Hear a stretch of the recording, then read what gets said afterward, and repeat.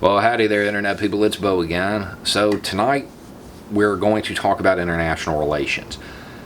I often say that these things don't occur in a vacuum when I'm talking about international relations. One thing impacts something else that impacts something else, and there's a lot of consequences to even small decisions. I had somebody ask me for examples of that because I use that phrase a lot, but I've never really sat down and said this happens, then this happens, and connected it all. Fair enough. So tonight we're going to go through Trump's foreign policy endeavors. We're going to give a little report card, just go country by country to everywhere that he has involved himself, and see how each location is doing after Mr. Art of the Deal got involved. Okay, we're going to start with the Philippines because that is the one that everybody's talking about right now because it just happened. The Philippines is no longer an ally. By traditional doctrine, yeah, that's important. That they should be. We should have done what we could to keep them. I personally disagree. I don't think it's that important. I actually think it's kind of a happy accident. I'm kind of glad it happened. As we're about to see as we go through the other countries, Trump is not equal to the task when it comes to dealing with China in a foreign policy setting. When we're talking about spheres of influence, he's just not up to that, period. He can't do it. The way I'm looking at it is harm reduction. The Philippines not being an ally is just one less way he can accidentally start a war. That's really my take on it. The media keeps asking the question, what are we losing?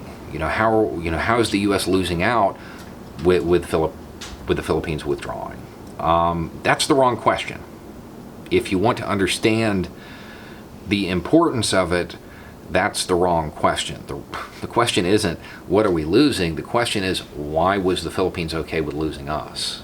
We're the United States. Everybody wants to be our ally because we'll go to war over anything.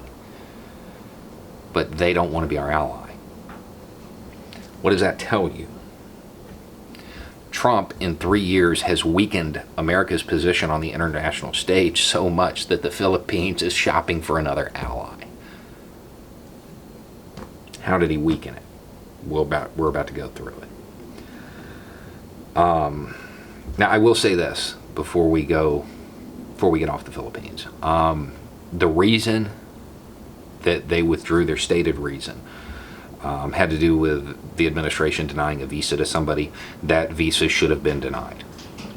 Okay?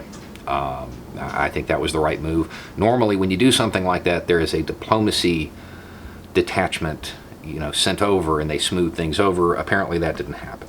But their stated cause, which isn't their real cause, that wasn't a mistake on Trump's part, on the administration's part. That visa should have been denied. Okay, so what about Europe?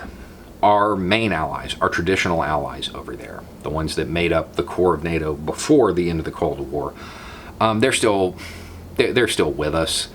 They're ignoring Trump. They're ignoring the United States right now because he's Trump.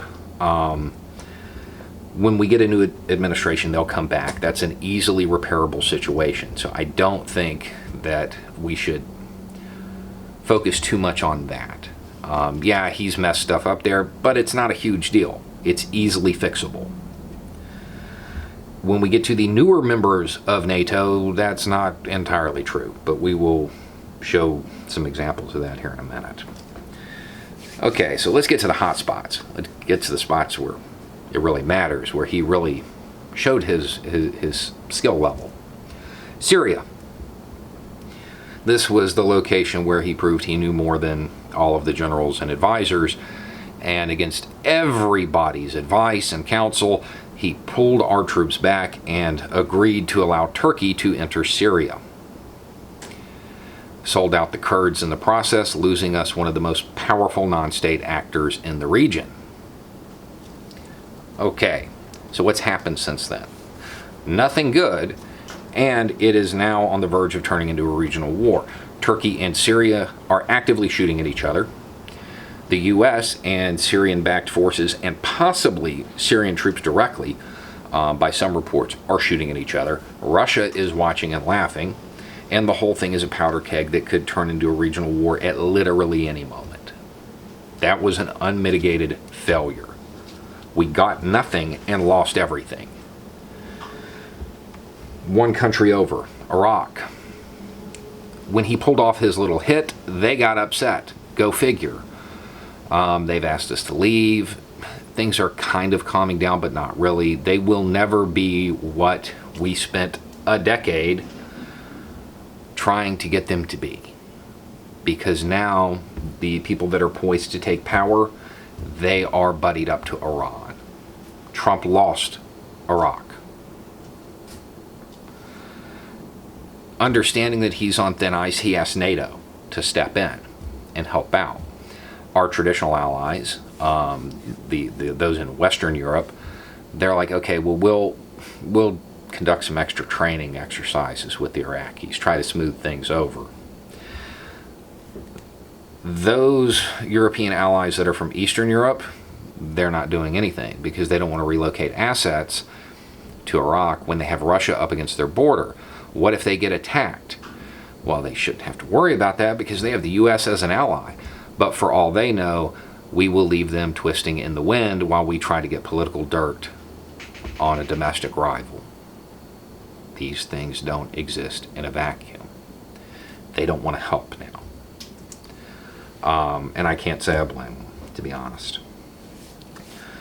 Okay, Iran, one country over. The hit, it was in the beginning, with the information we were given in the beginning, it was a draw at best. Didn't do anything, but whatever. Now that all of the information has come out, we understand that the U.S. got one of theirs. They wounded 100 of ours. They are looking at it as a win. And they stood the U.S. down. That little exercise served to strengthen Iran's hand. It makes them more of a regional superpower. One country over. Afghanistan. Now, this one is not entirely Trump's fault. He inherited a horrible situation and somehow found a way to make it worse. The U.S. has been trying to leave Afghanistan. They've been trying to get out. And the problem is the national government's pretty weak. And if we just abandon them, well, it looks bad. It's really what it boils down to. Trump handicapped his negotiators. He did. He walked out and said, we want to leave. Well, great. Now they have no leverage. We talked about it when it happened. And we were like, they're never going to be able to get a decent deal now because the Taliban has no reason to negotiate. They just have to wait us out. The way that deal currently stands, the United States is basically just begging them to reduce violence for a little bit. Can't even get a temporary ceasefire. That's how much he undermined his own negotiators through his public statements and his tweets. We will just end up just selling out the national government, and the Taliban will take over again. He managed to lose that war as well. In his defense, that one probably wasn't entirely his fault. It probably would have gone down that way no matter what. He just ensured that it did. Okay, so that's it. That's his foreign policy endeavors, unless you want to go ahead and count the deal of the century, the amazing peace deal that was so great and so peaceful. It triggered riots, and everybody rejected it out of hand. That's his foreign policy. We have not had a president this bad at foreign policy. If you're waiting for, like, since whatever, there's not. Just ever. We have not had somebody this bad at this. The next administration is going to need a Secretary of State that is just amazing. I understand most of the candidates that are coming up now, they're kitchen table candidates, and that's fine.